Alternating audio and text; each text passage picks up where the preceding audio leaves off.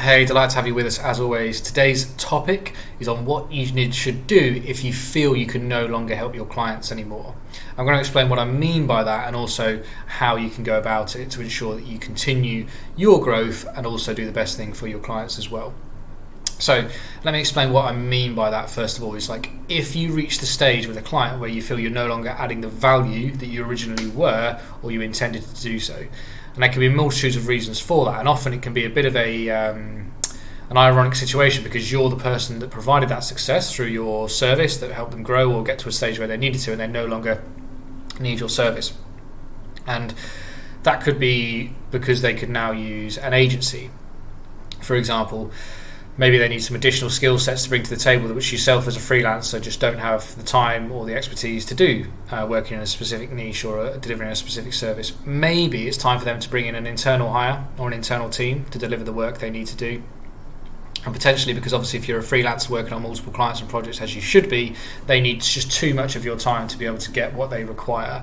And sometimes that can mean a pivot in your role, not necessarily completely leaving. Maybe you can become more of the management side of things in terms of organising the activity or the campaigns or the projects and delegating some of that work or collaborating with others. But there will come points with certain clients where you just realise they've probably outgrown yourself and it's no longer a point where you're adding significant value to them.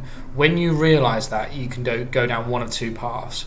The first one, which people sometimes default to, can be, okay, well, I may as well just continue to drag this out as long as I can. It's a good client, they pay well, it's good money for me, and you're going to take it as far as you can until they reach the point where they say to you, unfortunately, we need to bring in something else, and thanks for everything you've done, we're going to move on.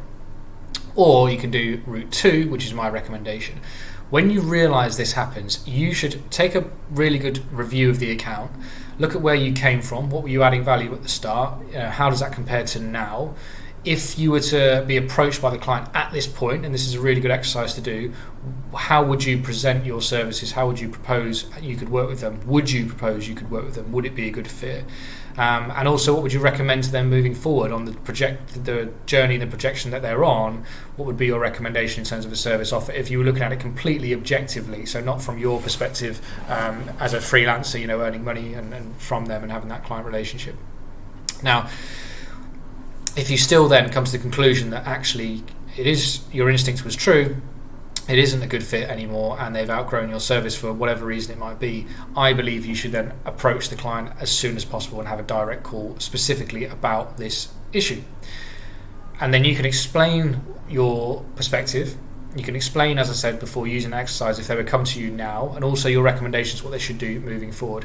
Now, the value add they're going to get from that conversation is massive, and the trust and respect and loyalty you will get from them is also going to be hugely significant, because they're going to be almost wowed by the fact that you've come to them with that, and they're going to really appreciate it and say thank you so much. They may disagree and they may try to encourage you and explain why actually they want you to continue, and again, you should have that conversation. You should understand from their perspective and review it in your own time. Don't make any rash decisions on the call, and see if that's still the case. And then B, if they actually do agree with you, then you can work out a plan together to move forward. As I say, you could even pivot your role, so you still work with them but more strategically or something slightly different. Or if it is the end of the relationship, you have a proper process in place to hand over. You can help out with the onboarding of the new solution that they've got, and you're going to have an excellent working relationship. I guarantee you what you will get is someone for a long, long time, probably for your whole career, where they will give you referrals, there will be a testimonial, and if they need to be a case study or someone wants to speak to them as a reference, a new client prospect, they will be your go-to person for this. So you're going to get a lot of value out of being honest and open about the fact that you feel that they've outgrown you and you can no longer offer the value you originally did. So I would always advocate taking path 2. Sometimes it's difficult and challenging if you've got a nice comfortable relationship and the financials are good, all that sort of thing, but in the long run you will be glad that you did take that choice. So I hope that helps. As always, do subscribe to the channel, and any comments on this one, let me know.